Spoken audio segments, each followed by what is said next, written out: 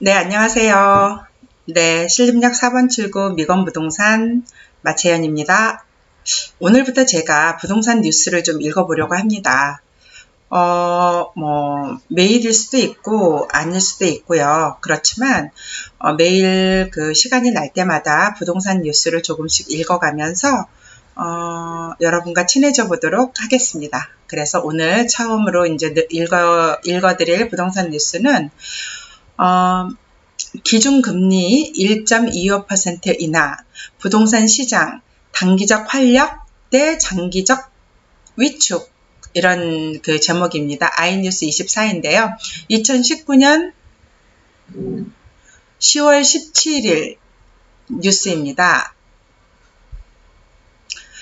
신규 구입자 차주, 이자 부담, 경감 효과, 장기적 관점선 부동산 시장 수요 위축, 아이뉴스 24 김서훈 기자. 한국은행 기준금리가 2년 만에 역대 최저 수준인 1.25%로 낮아지면서 밀접한 상관관계인 부동산 시장에도 장단기 여파가 불가피하게 됐다. 더욱이 한국은행이 추가 금리 인하 가능성을 내비치면서 부동산 시장에 미치는 영향이 적지 않을 것이란 관측이다. 17일 한국은행과 부동산 업계에 따르면 한은이 경기 둔화가 심각한 상황이라고 판단해 추가 인하를 결정한 만큼 부동산 시장 신규 구입자나 차주의 이자 부담 경감 효과가 나타날 것이라는 전망이 나온다. 다만 장기적으로 위축될 가능성이 제기됐다.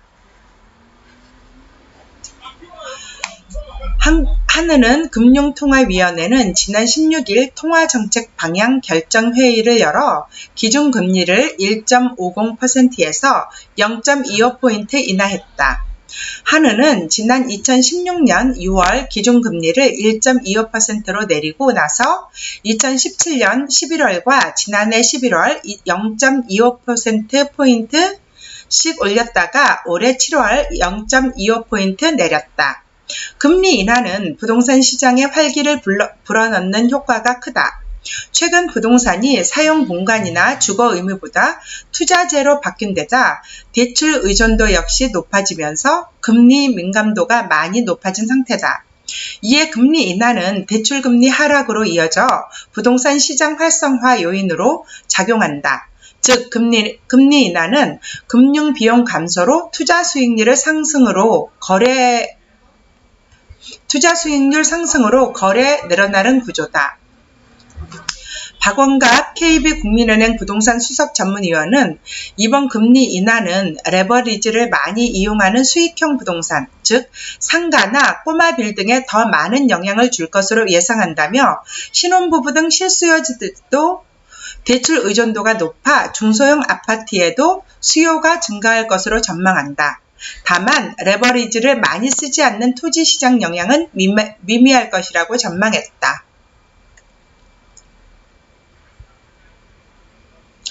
또 기준금리 인하는 부동산 신규 구입자나 차주의 이자 부담을 덜어주는 효과가 있다. 최근 서울 집값의 고공행진에 따른 수요자들의 가격 피로감이 높지만 대체 투자자가 많지 않은 데다가 대기 수요의 서울 쏠림 현상이 커 당분간 매도자 우위의 시장과 무주택 실수요자의 분양시장에 대한 청약 선호도 현상이 이어질 전망이다. 다만 연말까지 정부가 서울 지역 주택 구입에 대한 거래 모니터링에 들어간 만큼 거래량은 소강 상태를 나타낼 수 있다. 낮은 금리로 갈아타려는 대환 대출 움직임도 커진다.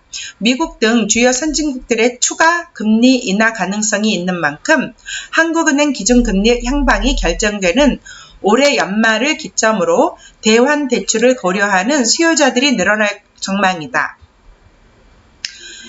함영진 직방 데이터 랩장은 대출 갈아타기는 싼금리만을 보고 움직이는 것보다 종전 대출의 중도 상환 수수료 여부와 담보대출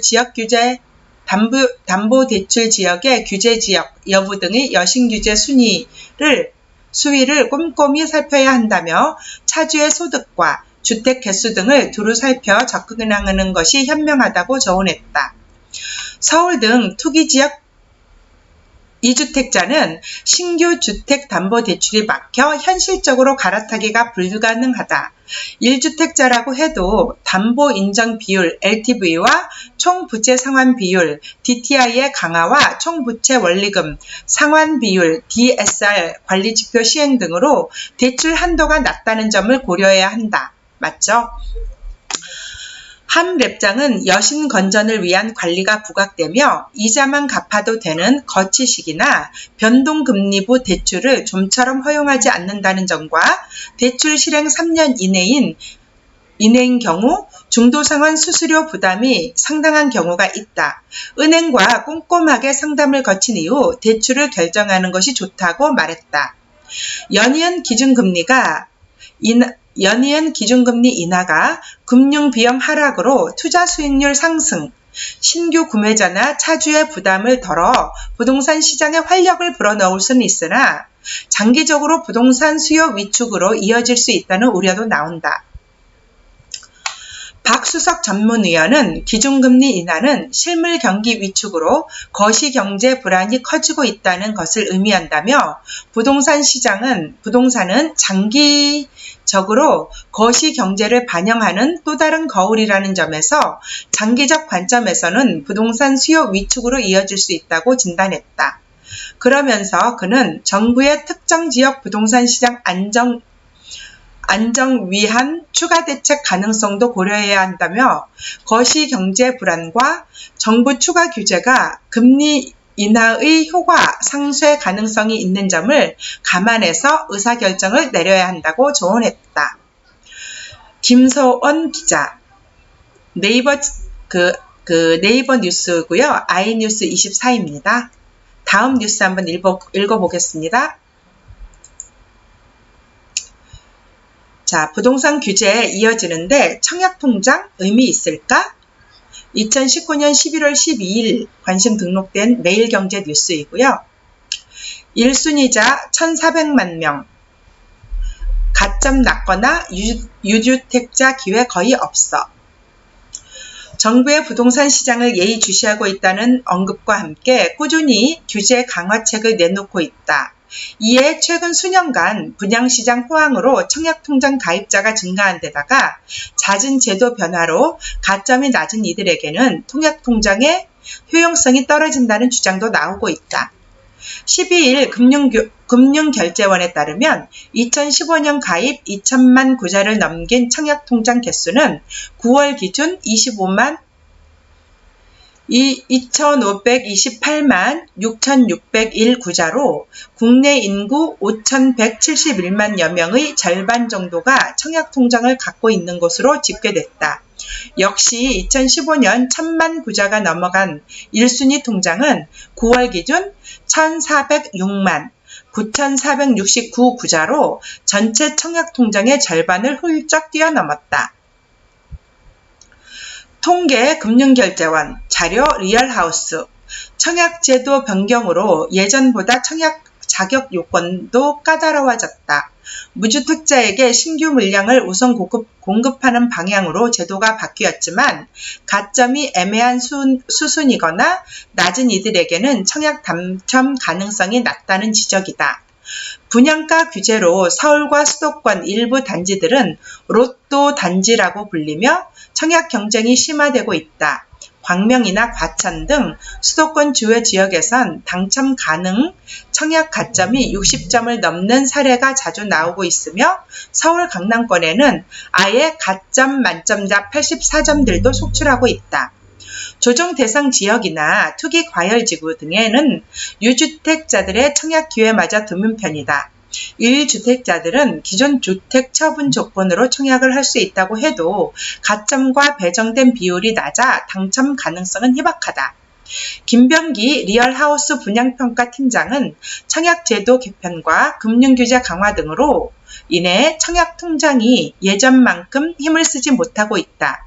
특히 청약통장 1순위이지만 현재 1,407만 명에 달하면서 청약통장의 중요성이 퇴색된 지 오래라며 오피스텔이나 도시형 생활주택, 도시형 생활오피스, 타운하우스 등 청약통장이 없이 분양을 받을 수 있는 아파트, 대체 주거 상품도 눈여겨볼 만하다고 분석했다.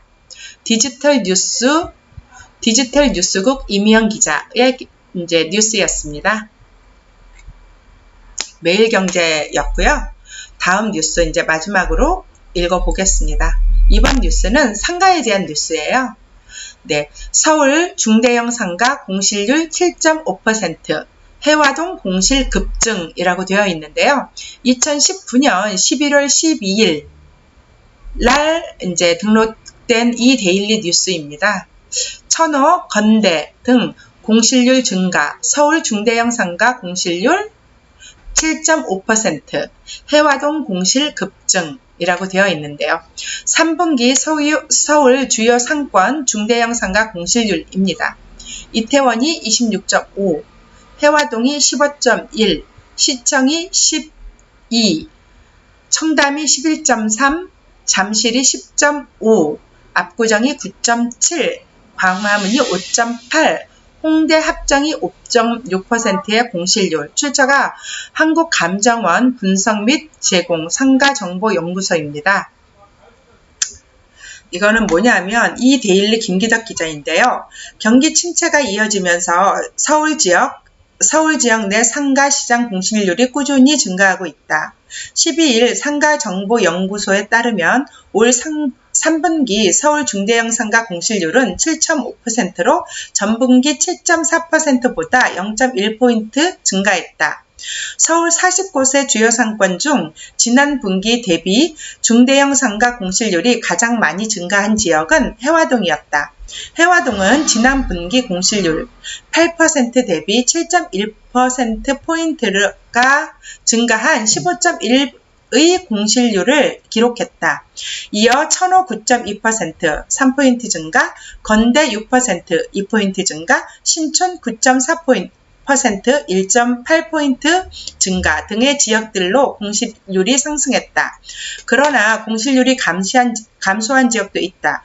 공실률이 가장 많이 감소한 지역은 광화문이었으며 지난 분기 공실률 12.6% 대비 6.8%포인트 감소한 5.8%를 기록했다. 이어 청담 11.3%, 6.3%포인트 감소, 오류동역 4.8포인트, 6%포인트 감소, 홍대 합정 5.6%로 2.2%포인트 감소 등의 지역의 공실이 감소했다.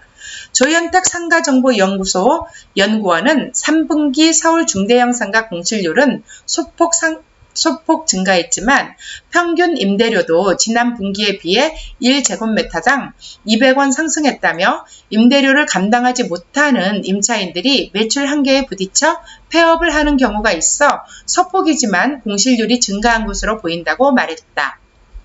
김기덕 기자였습니다. 이 데일리 뉴스였고요. 오늘은 첫날이라서 이렇게 3편만 읽어보고요. 제가 일주일에 한 번 정도씩 이제 주간 뉴스를 3편에서 4편 정도 읽어볼까 생각을 해요. 그래서 제가 지금 신림역에 있으니까 신림역은 아무래도 상권이 발전해 있어서 그 서울 시내 상권에 대한 뉴스를 주로 읽어봤으면 좋겠고요. 뉴스가 부동산 뉴스 주요 이슈가 있을 테니 일주일에 한 번씩은 이렇게 부동산 뉴스를 읽어보도록 하겠습니다. 감사합니다.